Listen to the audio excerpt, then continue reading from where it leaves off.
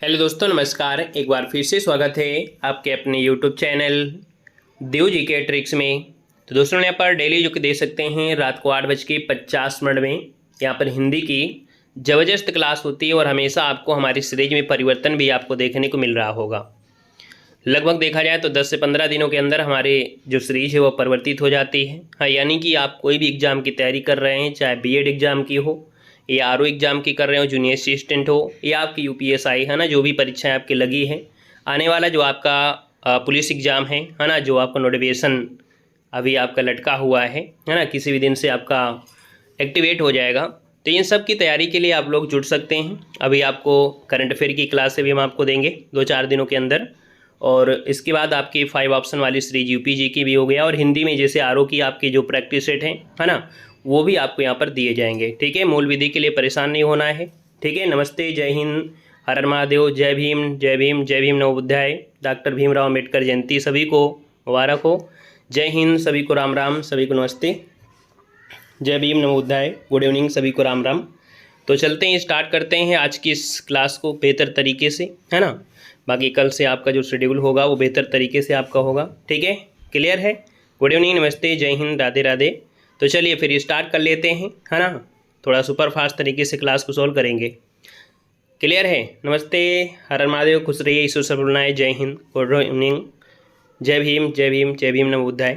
तो चलिए फिर स्टार्ट करते हैं। पहला क्वेश्चन आपसे कह रहा है, आनंद कादम्बनी के संपादक आपके कौन थे। चलिए, पहला क्वेश्चन आपके सामने है और इस क्वेश्चन का जवाब भी यहाँ पर आने शुरू हो गए हैं। चलिए, बताना है कि यहाँ पर दिया है कि आनंद कादम्बनी के संपादक इनमें से कौन थे। आसान क्वेश्चन है, कोई दिक्कत नहीं है। आप कहेंगे सर आनंद कादम्बनी के जो संपादक हैं वो आपके बद्री नारायण चौधरी प्रेम घन हैं। याद रखिएगा, प्रेम घन उपनाम किसका है, तो आप कहेंगे बद्री नारायण चौधरी का है। ठीक है ना, क्लियर है। अगला क्वेश्चन यहाँ पर दिया गया है कि उत्कर्ष शब्द का विलोम क्या होता है। हमने आपको हमेशा बताया है उत्कर्ष दिया है और अपकर्ष, उत और अप एक दूसरे क्या विलोम होते हैं। मतलब ऑप्शन अगर आपका बी आ रहा है तो बिल्कुल सही हो जाएगा। डेली टेस्ट पेपर लगाइए और डेली टेस्ट पेपर लगाइए तो ये जरूर देखिएगा कि कितने नंबर आप लोग सही कर पा रहे हैं, कौन सा क्वेश्चन हमसे गलत हो जा रहा है। और अगर वो चीज़ गलत हो रहा है, उस टॉपिक को उठाइए किताब और बिल्कुल से उसको एक दिन में से कंप्लीट कर डालिएगा, तब तो आपका सही है। ऐसा नहीं कि हम मॉडल पेपर ही डेली लगाते हैं, है ना, देव सर की क्लास में नहीं। जो भी चीज़ नहीं आती है, ये जिसमें आप फंस जाते हैं, उस चीज़ को किताब से उठाकर अच्छे से उसको पढ़िए ताकि दूसरे वीडियो में वो गलती आपको ना मिले। अगला देखो दिया गया है, रामचरितमानस की भाषा क्या है। तो देखिए, रामचरितमानस की अगर भाषा की अगर बात कर लेते हैं तो आप कहेंगे सर अवधी भाषा हो जाएगा, क्योंकि राम आपके अयोध्या से, आपका सिंपल सी बात है, आपका आंसर हो जाएगा अवधी भाषा आपका हो जाएगा। यहाँ पर अगला क्वेश्चन आपसे कह रहा है कि आगे कुआं पीछे खाई, इसका अर्थ क्या होता है। आगे कुआं पीछे खाई, इसका जो सटीक अर्थ बनेगा इनमें से क्या हो जाएगा। तो हमने कहा चारों तरफ जल ही जल नहीं, रास्ते का बंद नहीं होना है, यहाँ पर हो जाएगा दोनों ओर मुसीबत है। ऑप्शन नंबर आपका सी वाला यहाँ पर राइट चला जाएगा, ऑप्शन सी बनेगा। अगला है कि निम्नलिखित में से शुद्ध वर्तनी बताना है। यहाँ पर क्वेश्चन नंबर आपका 55 है और बड़ा अच्छा क्वेश्चन दिया गया है। बताना है कि भैया जो आपका अंतर्राष्ट्रीय लिखते हैं वो सही किस प्रकार से लिखा जाता है। क्वेश्चन नंबर आपका 55 है और इसकी अगर हम बात कर लेते हैं तो अंतर्राष्ट्रीय किस प्रकार से सही लिखा जाएगा। देखिए, यहाँ पर किसी का जवाब यहाँ पर सी आया है, लेकिन सी नहीं होगा। याद रखिए, यहाँ पर आंसर आपका ए बनेगा, अंतर्राष्ट्रीय। अर्थात जो रा उड़ा होता है वो रा के साथ ही लगा होता है। इस बात को भी याद रखना कि रा जो होता है वो रा के साथ ही लगा होता है, और रा के साथ लगा है तो आपका आंसर यहाँ पर ए वाला राइट हो जाएगा। यहाँ पर अगला क्वेश्चन आपसे कह रहा है कि सर जी आदिकाल के लिए जो वीरगाथा काल का नाम दिया था वो किसने प्रस्तावित किया था, ये बताना है। यहाँ पर बताना है कि आदिकाल के जो लिए जो वीरगाथा काल का नाम है ये किसने प्रस्तावित किया गया था। ये क्वेश्चन आपसे हमेशा पूछता है। तो जब ये आपको समस्या पड़े, हर बार को मतलब जब भी ये प्रश्न मिलता है तो आपके दिमाग में थोड़ा सा जरूर आता होगा कि इसको पढ़ लें, बार बार ये क्वेश्चन मिलता है। तो याद रखिए, आदिकाल के जितने भी नामकरण किया है, जिन लेखकों ने लिखा है, उसको आप हमारे प्लेलिस्ट आप देख सकते हैं। हिंदी साहित्य की प्लेलिस्ट है, ये हर चीज़ आपको कंप्लीट की गई है थ्योरी के माध्यम से। तो यहाँ पर याद रखिए, आदिकाल को वीरगाथा काल का नाम जो दिया है, प्रस्तावित किया है, वो आपका आंसर क्या हो जाएगा। यहाँ पर ऑप्शन सी आचार्य रामचंद्र शुक्ल जिसका ऑप्शन आ रहा है बिल्कुल सही जवाब इनमें से राइट हो जाएगा। याद रखिएगा। इसे वीर गाथा काल डॉक्टर राम कुमार वर्मा ने भी, है ना, सॉरी यहाँ पर देखिए आपसे कह रहा है वीर गाथा काल, तो आपके रामचंद्र शुक्ल हो जाएगा। ये जो राम कुमार वर्मा इन्होंने क्या कहा है, तो डॉक्टर राम कुमार वर्मा ने इसे चारण काल कहा है। क्या नाम दिया है, तो इसको चारण काल नाम दिया है, चारण काल नाम दिया है ना। यहाँ पर देखा जाए तो आपकी जो राहुल सक्रात्यान है, राहुल सक्रात्यान ने इसे सिद्ध सामंत काल कहा है। इसे क्या कहा है, तो आपका सिद्ध सामंत काल कहा है, इसको भी नोट कर लेना है। वहीं पर अगर आपसे पूछे कि सर आचार्य हजारी प्रसाद द्विवेदी ने इसको आदिकाल दिया है, इनको नोट कर लेना है क्योंकि ये चारों ऑप्शन आपके पूछे जाते हैं। आगे बढ़िएगा, क्वेश्चन दिया गया है कि दुल्हन गावहूँ मंगलचार, हम घर आए राजा राम भरतार, ये किसकी पंक्ति है, यहाँ पर ऑप्शन देना है। और ये क्वेश्चन आपको एक बार नहीं बहुत बार बताया है, जब भी ये क्वेश्चन आता है तो हम आपको कहते हैं कि गलती मत करिएगा, क्योंकि इसमें आप सभी में से बहुत लोग गलती करते हैं। लेकिन याद रखिए ये जो पंक्ति है वो आपकी कबीर दास की है, ना कि आपकी तुलसीदास की है। नोट कर लीजिएगा, ये जो पंक्ति है वो आपकी कबीर दास की है ना। दो पंक्तियाँ ऐसी हैं जो अपवाद स्वरूप आपको लगती तो जरूर हैं कि नहीं ये तुलसीदास हैं, लेकिन है नहीं है, ये कबीर दास की पंक्तियाँ हैं। अगला क्वेश्चन आपसे कह रहा है कि परमाल रासो किसके द्वारा रचित है, परमाल रासो किसके द्वारा रचित किया गया है, जवाब देना है। आप कहेंगे सर 58 नंबर दिया है और परमाल रासो की बात करते हैं तो जवाब इनमें से क्या हो जाएगा, डी नंबर, ये है आपकी जगनिक है। परमाल रासो का दूसरा नाम पूछ लेता है, तो हमने कहा परमाल रासो का दूसरा नाम होता है आलाखंड। क्या होता है, आलाखंड होता है, इसको भी नोट कर लेना है। जिसे 13वीं शताब्दी में महोबा के जो राजा थे परमाल देव के जो सामंत थे आला और उदल, उनकी वीरता का वर्णन यहाँ पर जगनी के द्वारा किया गया है बहुत मार्मिक तरीके से। अगला दिया गया है कि मृगावती किसकी रचना है, बताना है कि मृगावती जो रचना है वाकई किसकी रचना है। मृगावती की बात करते हैं तो आप कहेंगे सर मृगावती जो रचना है वो ऑप्शन सी नंबर हो जाएगा, कुतुबन की हो जाएगा। और ये एक बार नहीं बहुत बार पूछा गया है यहाँ पर एक क्वेश्चन, ठीक है ना। जय हिंद भैया, जय हिंद जय हिंद। चलिए यहाँ पर देखिए, हाँ ना, 2-4 लोग नए भी आज की क्लास में हैं। यहाँ पर देखो दिया गया है कुतुबन हो गया है। अगला क्वेश्चन है मुद्री का तत्सम क्या होता है। तो देखो जब तत्सम पूछा जाए तो लगभग उसी से रिलेटेड आपको शब्द मिलेगा, है ना। राम राम भाई, राम राम। देखो मुद्री दिया है और मुद्री का तत्सम क्या हो जाएगा, मुद्री का हो जाएगा मुद्रिका। यहाँ पर जो आंसर आपका डी दिया है, हमने कहा था अगर रा लगा है नीचे चाहे रा ऊपर लगा हो वो हमेशा तत्सम होता है। तत्सम में जो आपके छत्रक ज्ञा होते हैं, छत्रक, और यहाँ पर जो आपका ज्ञा होता है परिश्रम वाला जो अस्रा होता है ना, यहाँ पर अंक की बिंदी आपकी होती है ना। यहाँ पर ये जो शब्द होते हैं हमेशा तत्सम में ही आपको मिलते हैं, इसको भी नोट कर लेना है, याद रखिएगा, ठीक है ना। यहाँ पर आगे बढ़ते हैं, क्वेश्चन आपसे दिया गया है। यहाँ पर अगला क्वेश्चन दिया गया है इनमें से कौन सा शब्द है जो आपका तद्भव है। चलिए कमेंट सबके देख रहे हैं, लेकिन हम नाम नहीं ले सकते हैं, क्योंकि अगर आपका नाम लेते हैं तो दूसरा हाजिर हो जाएगा, वो कहेंगे सर जी मेरा नाम लीजिएगा। अगर आप पढ़ना चाहते हैं तो नाम लेने के लिए कोई आवश्यकता नहीं है। अगर आपको नहीं पढ़ना है तो आप ये सर हम नहीं पढ़ेंगे, आप हमारा सिर्फ नाम ले लीजिएगा, तो हम आपका नाम जरूर ले लेंगे, ठीक है ना। और अगर हमारे नाम लेने से आपका सिलेक्शन हो जाए तो फिर हम आपको कुछ भी ले सकते हैं, नाम कर सकते हैं, चाहे जितनी बार नाम ले लें, ठीक है ना। चलिए यहाँ पर दिया है इनमें से कौन सा शब्द है जो आपका तद्भव है, 61 नंबर आपसे कह रहा है। तो हमने कहा मधुप दिया है, भ्रमर दिया है, तो हमने कहा सर जहाँ भी चांद की बिंदी लग जाए वो हमेशा तद्भव होता है, ऑप्शन डी हो जाएगा, तद्भव आपका बन जाएगा, ठीक है ना, क्लियर है। अगला क्वेश्चन आपसे दिया गया है कि यथाशक्ति में समास क्या है, और यथा दिया है तो आप कहेंगे सर यथा शब्द क्या है, तो कहीं ना कहीं ये उपसर्ग है, और जिस समास में पहला शब्द उपसर्ग हो जाए तो याद रखिए, आंख मूंद कर लगाइएगा, याद रखिए अव्यय भाव समाप्त का होता है, क्योंकि यही पद क्या होता है, प्रधान होता है, याद रखिएगा, ठीक है ना। अगला क्वेश्चन दिया गया है निम्नलिखित में से कौन सा शब्द है जो निबंध हजारी प्रसाद द्विवेदी का नहीं है।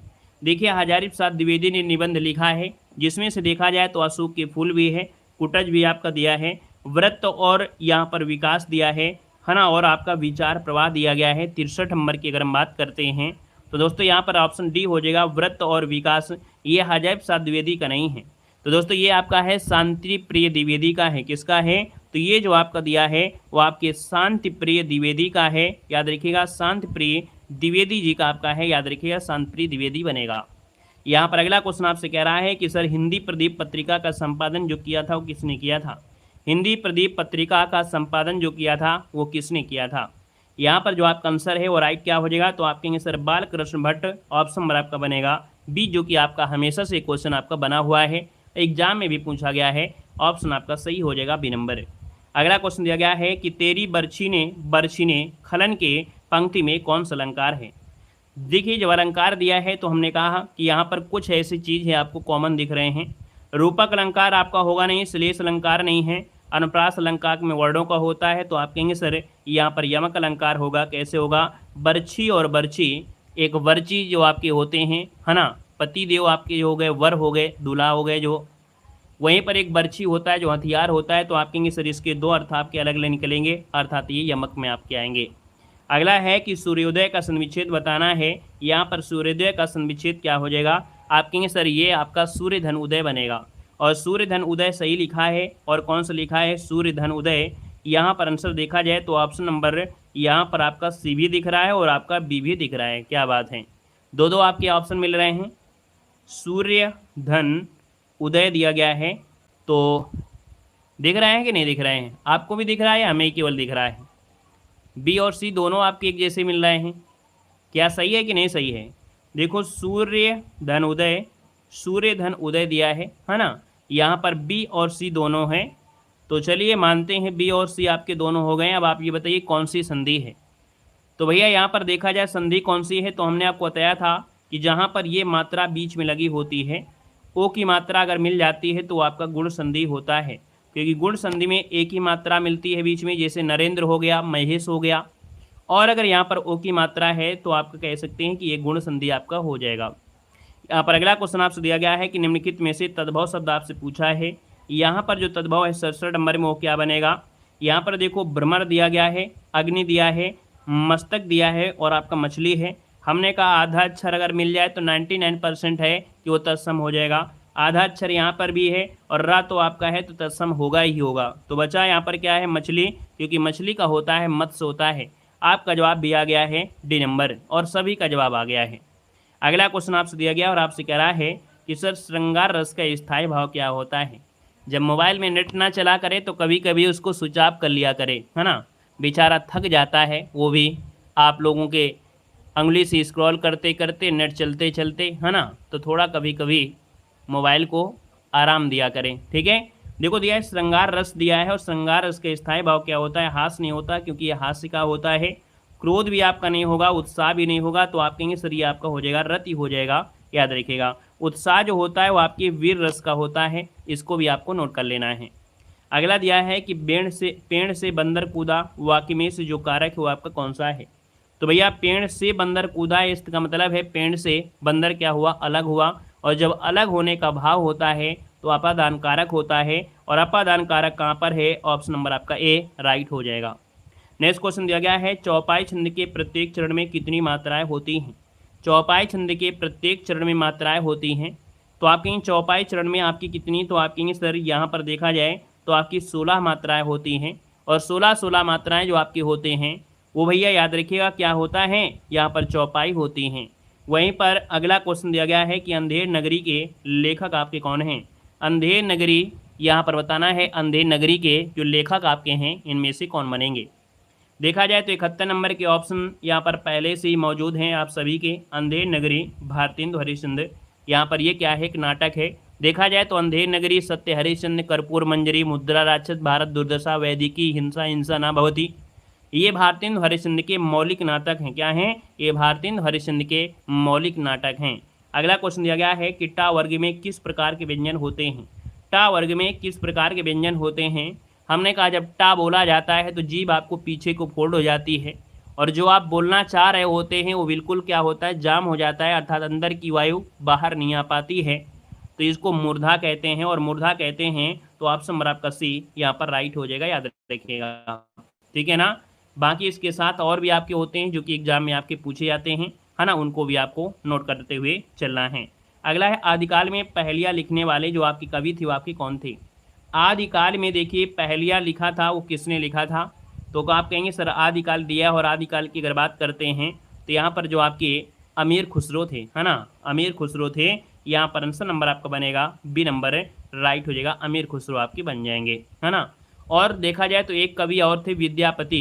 कभी कभी आपको ऐसा भी होता है एग्जामिनर आपको घुमा देता है, आपने रट्टा मार लिया खुसरो, लेकिन अगर ये ना मिले तब क्या करेंगे, तो तो आप कहेंगे सर इनके साथ एक और थे विद्यापति।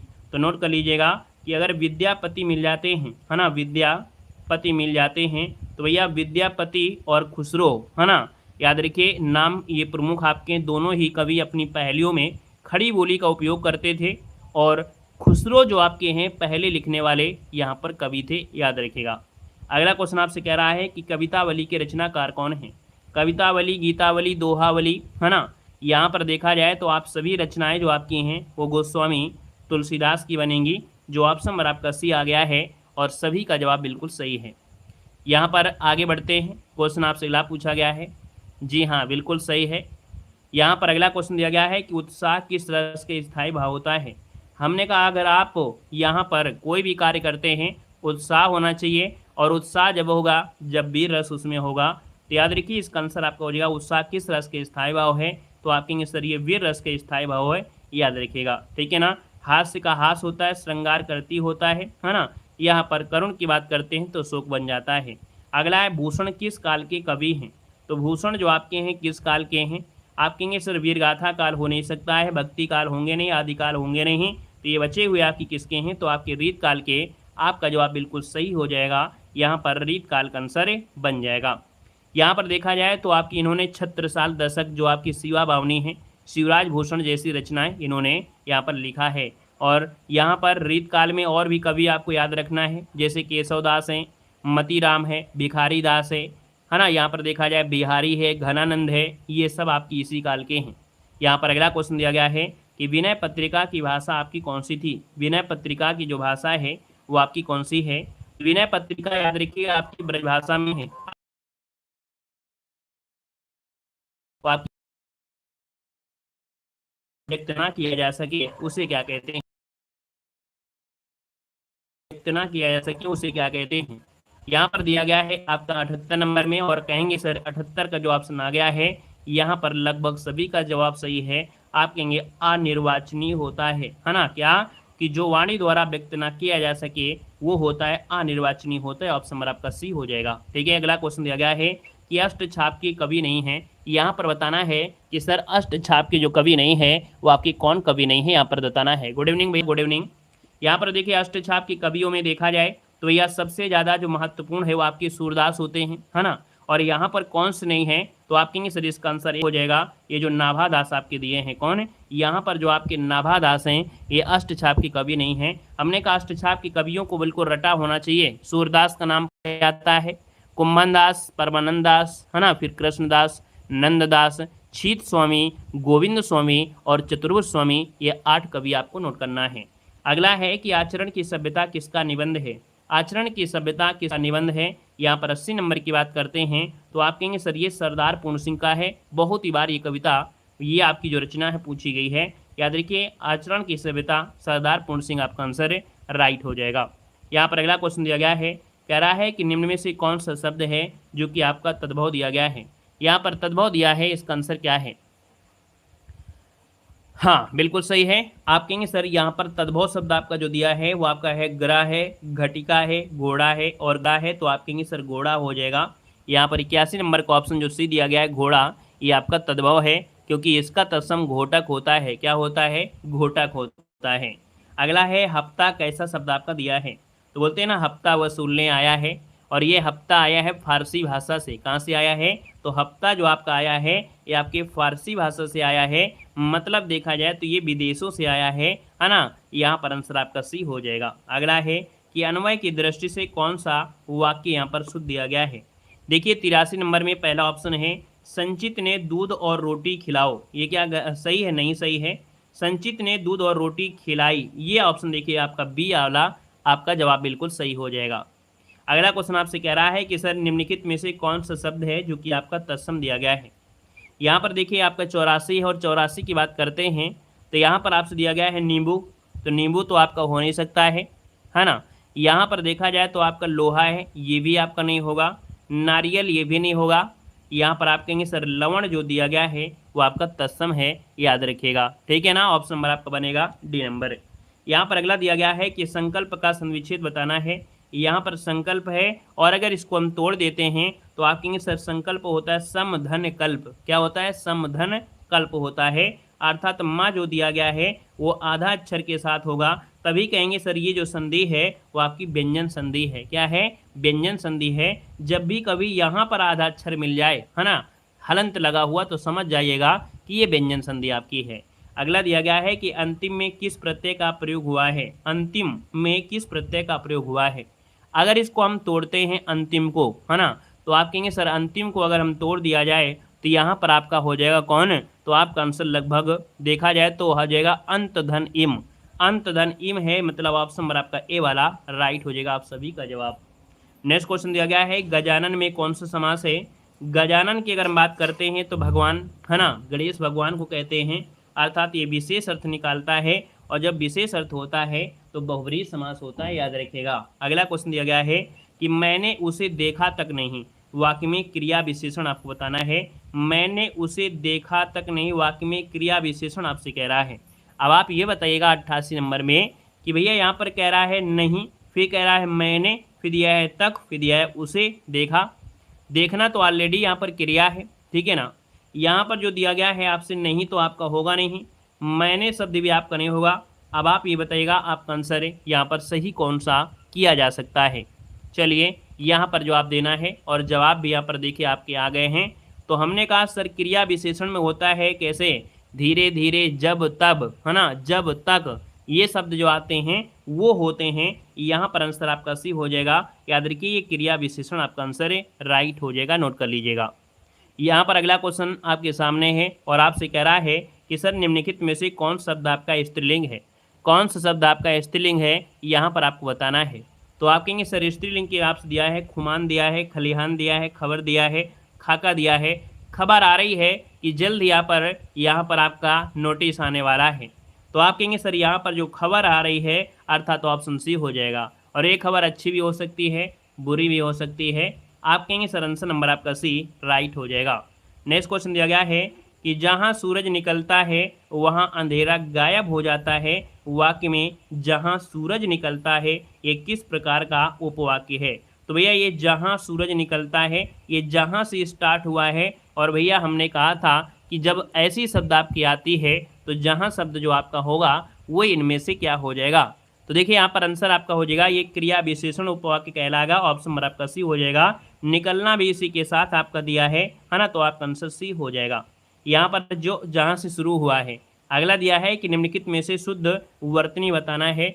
प्रायोगिक होता है या प्रायोगिक होता है, दोनों में से आपको बताना है। प्रायोगिक होता है या प्रायोगिक होता है। आप कहेंगे सर यहाँ पर देखा जाए तो आपका आंसर क्या हो जाएगा, प्रायोगिक।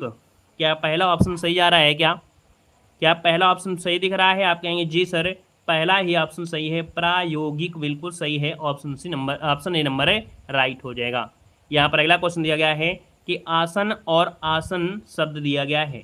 यहाँ पर देखिए 92 जो दिया है ना, यहाँ पर जो 92 नंबर दिया है इसमें से आपका आंसर क्या हो जाएगा। यहाँ पर देखिए ये जो आसन और आसन सेम टू सेम दिए गए हैं, लेकिन इसमें थोड़ा सा सुधार कर लीजिएगा। यहाँ पर जो बड़ा की मात्रा है उसको हटा दीजिएगा, ठीक है, असन कर दीजिएगा असन। तो भैया यहाँ पर असन कर लीजिएगा, असन और आसन। असन मतलब होता है भोजन, और आसन मतलब होता है बैठने की जो वस्तु होती है। तो याद रखिएगा यहाँ पर आंसर हो जाएगा डी नंबर, भोजन और बैठने की जो वस्तु है उसे कहते हैं असन और आसन, याद रखिएगा। अगला क्वेश्चन आपसे कह रहा है कि सर यहाँ पर प्रेरणार्थक क्रिया पूछा गया है ना, और एक क्वेश्चन आपसे यहाँ बनता भी है कि प्रेरणार्थक क्रिया जो आपकी इनमें से है वो आपकी कौन सी है। यह है पढ़ना, ओढ़ना, फैलाना और गिरना। तो देखो प्रेरणार्थक क्रिया जो होती है वो स्वयं नहीं करता है ना, प्रेरणार्थक क्रिया स्वयं नहीं करती है, कर्ता दूसरे के द्वारा करवाता है। तो यहाँ पर देखिए आपका जो दिया है फैलाना, है ना, तो आप कहेंगे सर आना जो आपका दिया गया है प्रत्यय, ये प्रथम प्रेरणार्थक क्रिया आपकी हो जाएगी। अगर वाना प्रत्यय लगा होता तो द्वितीय प्रेरणार्थक क्रिया आपकी हो जाती। अगला क्वेश्चन दिया गया है कि पद क्रम की दृष्टि से कौन सा वाक्य यहाँ पर शुद्ध दिया गया है। यहाँ पर देखा जाए तो आपका आंसर क्या हो जाएगा पद क्रम के हिसाब से। पहला ऑप्शन देखिएगा, नहीं मिल रही है मेरी खूबसूरत कलम। तो पहला तो ऑप्शन ये से हटा दीजिएगा। खूबसूरत कलम मेरी नहीं मिल रही है, ये भी गलत दिया है। मेरी खूबसूरत कलम नहीं मिल रही है, ऑप्शन देखिए सी वाला बिल्कुल सही चला जाएगा, और आपके सही जवाब आ गए हैं।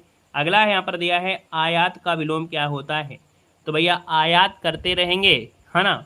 तो भैया देश गरीब हो जाएगा, इसलिए यहाँ पर इंडस्ट्री लगे हैं और फिर निर्यात करते हैं। तो आयात और निर्यात, अर्थात यहाँ पर आंसर नंबर आपका ए वाला राइट हो जाएगा। नेक्स्ट क्वेश्चन है कि पुत्री का पर्यायवाची शब्द आपका नहीं है।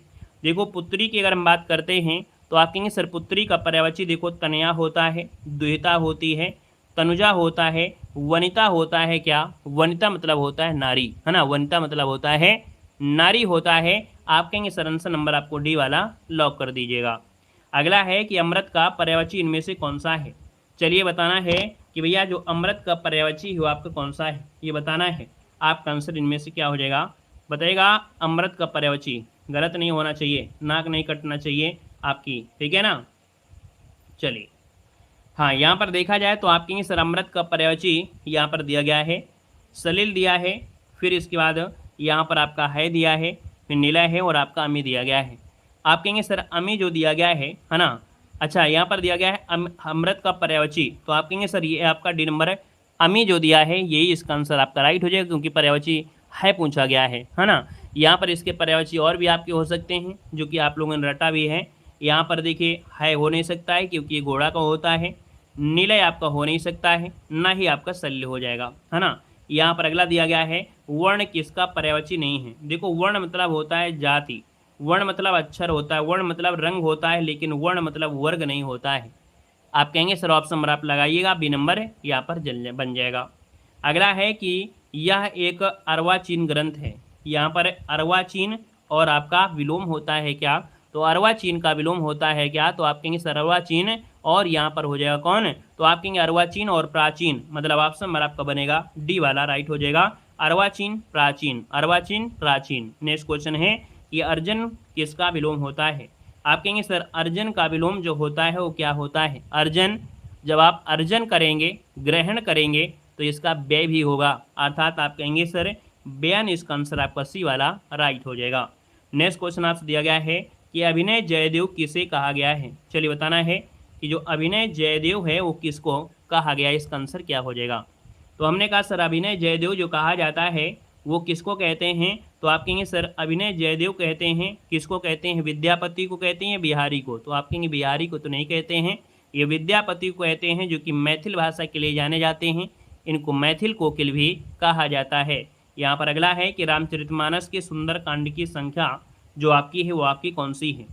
यहाँ पर देखिए 76 नंबर दिया गया है, और हमने कहा था कि नोट कर लीजिएगा, रट लीजिएगा, क्रम आपको बिल्कुल नोट करना है, क्रम आपको तैयार करना है। याद रखिएगा कि भैया रामचरितमानस में सुंदर कांड जो आता है संख्या में कौन से नंबर पे आता है, कितने लोगों को पता है। 7 नंबर में कैसे हो जाएगा भाई, क्या कह रहा है और आंसर क्या दे रहे हो, 7 क्या दे रहे हो, क्या पूछ रहा है, आंख मूंद कर जवाब देते हो क्या भाई। यहाँ पर दिया है कि सुंदर कांड की संख्या पूछा है, रामचरितमानस में कांडों की संख्या नहीं पूछा है, यहाँ पर सुंदर कांड पूछा है। अगर आपने अच्छे से पढ़ा है तो आंसर दे पाओगे, इतनी दिनों से पढ़ते हो गया, लेकिन कभी कॉपी में फर्स्ट पेज में नहीं लिखा होगा क्रम से कि लिख लें कि भैया पहले बाल कांड आता है ना, ये क्रम आपका होता है। तो कुछ ही लोगों का जवाब आया है, ये 5वां स्थान आपका है। याद रखिए इसका जो आंसर आपका बनेगा वो आपका सी वाला राइट हो जाएगा। यहाँ पर अगला है कि भैया कवि मैथिली शरणगुप्त का जो प्रथम काव्य है वो आपका कौन सा है। यहाँ पर बताना है मैथिली शरणगुप्त का जो प्रथम काव्य है वो आपका कौन सा है, तो ये आपका जवाब आ गया रंग में भंग। हमने सोचा पता नहीं लोग क्यों जवाब दे रहे थे, क्यों बोल रहे थे रंग में भंग, यहाँ पर इस क्वेश्चन का जवाब ही रंग में भंग छुपा हुआ है, और जवाब आपका आ गया है, ये मैथिली शरणगुप्त का प्रथम काव्य है रंग में भंग। यहाँ पर अगला क्वेश्चन दिया गया है कि सर हिंदी रीत के अनुसार हमारे कुल कितने संस्कार हैं। हिंदू रीत के अनुसार हमारे कुल संस्कारों की संख्या कितनी बताई गई है। ये तो आपने जीके में पढ़ा होगा भाई, ये तो आपने जीके में भी पढ़ा होगा कि संस्कार होते हैं 16 होते हैं। कितने होते हैं, संस्कारों की संख्या आपकी 16 होती है। अगला दिया है ऐ मेरे वतन के लोगों, है ना, जरा आँख में भर लो पानी। यहाँ पर कहेंगे इस गीत के रचयिता जो आपके हैं वो आपके कौन से हैं। चलिए बताना इसका आंसर क्या हो जाएगा। चलिए अच्छा बताइएगा गाने के लिए क्या ज़रूरी होता है। गाने के लिए क्या ज़रूरी होता है, सुर जरूरी होता है या शब्द जरूरी होता है। क्या जरूरी होता है, गाने के लिए सुर जरूरी होता है या शब्दों का संग्रह जरूरी होता है। आप बताइएगा जल्दी से क्या सही आएगा। चलिए जल्दी से बताइएगा। गाने के लिए सुर एंड शब्द दोनों नहीं, दो में अगर एक ऑप्शन आ जाता है तो क्या जवाब देंगे? शब्द देंगे। चलिए मान लो अगर हमको शब्द आ रहा है और हम गा ही ना पाए, है ना, ऐ मोरे वतन, ऐ मेरे वतन के लोगों, लेकिन ये ऐ मेरे, तो यहाँ पर क्या है, सुर जरूरी होता है गाने के लिए, है ना। नहीं तो फिर हनी सिंह वाला जो आपका होता है ना, हनी सिंह वाला, वो भी शब्द होते हैं लेकिन कहीं ना कहीं उसमें भी लय होती है, तो इसलिए आप कहेंगे सर सुर होना जरूरी होता है। ठीक है ना। यहाँ पर देखिए कह रहा है ऐ मेरे वतन के लोगों, यहाँ पर ये गीत के जो रचयिता हैं वो आपके हैं कौन, तो आप कहेंगे सर ये कवि प्रदीप आपके हैं। यहाँ पर आंसर आपका बनेगा कवि प्रदीप आपका बन जाएगा। यहाँ पर दोस्तों अगला क्वेश्चन आपके सामने है और आपसे दिया गया है कि सर किस आचार्य ने रसों की संख्या 8 मानी है। किस आचार्य ने रसों की संख्या यहाँ पर 8 मानी है, और आप कहेंगे सर रसों की संख्या जो आपकी 8 है ना, ये माना किसने है, तो माना है आपके भरत मुनि ने माना है। इन्होंने कहा कि नाटक जब भी होता है उसमें शांत रस की कोई आवश्यकता नहीं होती है, तो आप कहेंगे सर इन्होंने शांत रस को नहीं माना है, इसलिए आपके रसों की संख्या कितनी हुई, 8 हो गई है। अगला दिया है सगुण भक्ति के विरोधी कवि आपके कौन हैं। यहाँ पर देखिए क्या से दिया है, सगुण भक्ति के विरोधी जो आपके थे वो आपके कौन थे, तो ये जो आपके कबीर हैं, है ना, यहाँ पर जो कबीर हैं सगुण भक्ति के विरोधी थे, ये निर्गुण भक्त आपके कहेंगे, तो आप कहेंगे सर आंसर आपका सी बनेगा। और नेक्स्ट क्वेश्चन आपसे दिया गया है, कह रहा है कि गलत युग्म आपको चुनना है 82 नंबर में, तो कहेंगे आंसू जो दिया है वो जयशंकर प्रसाद का हो जाएगा, बिल्कुल आसान है, जयशंकर प्रसाद हो जाएगा। बाकी बीजे कबीर का है, उर्वशी रामदेव दिनकर का है, प्रेम वाटिका रसखान का है, तो ऑप्शन आपका ए हो गया है। अगला है सूरदास के गुरु का नाम बताना है, और इस क्वेश्चन का जवाब भी आपको कमेंट बॉक्स में बताना है कि भैया यहाँ पर जो आपके सूरदास के जो गुरु थे वो आपके कौन थे। ठीक है, वीडियो कैसा लगा एक बार कमेंट बॉक्स में जरूर कमेंट करिएगा, है ना। और डेली क्लास होती है 8:50 में। ठीक है, धन्यवाद सभी को, जय हिंद, वंदे मातरम।